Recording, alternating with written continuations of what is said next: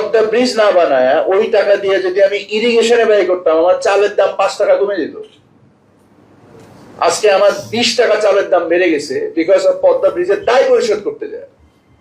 আজকে ওনার কথাটা একটু শুনলেন না আপনারা?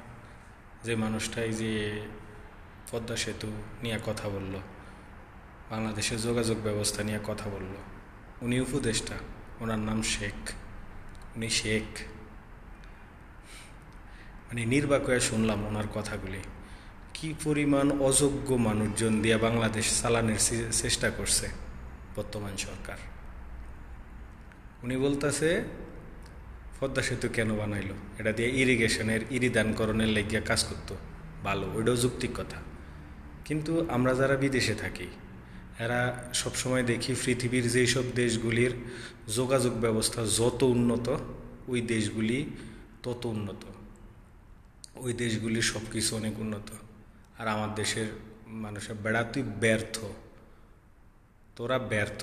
তোদের সময় আইসা বাংলাদেশের গার্মেন্টস বন্ধ হয়ে গেছে, তোদের সময় আইসা বাংলাদেশের মানুষ কর্মহীন হয়ে গেছে, কাজ নাই মানুষের।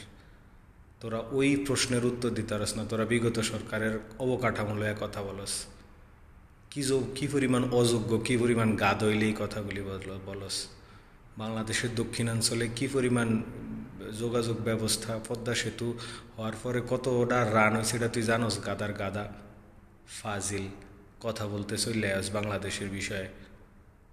তুই বলতে পারতি আরও অনেক অবকাঠামো আছে যেটি লইয়া কথা কইতারতি, তুই পদ্মা সেতু লইয়া কথা কস কেমনে রে গাদার পুত?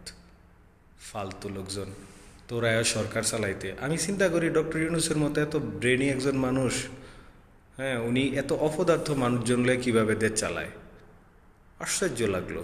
আর উনি অ্যাক্সেস পায় কেমনে মিডিয়ার সামনে কথা বলার? মিডিয়ার লোকজনে আবার ওনারে নিয়ে কথা বলাইতেছে।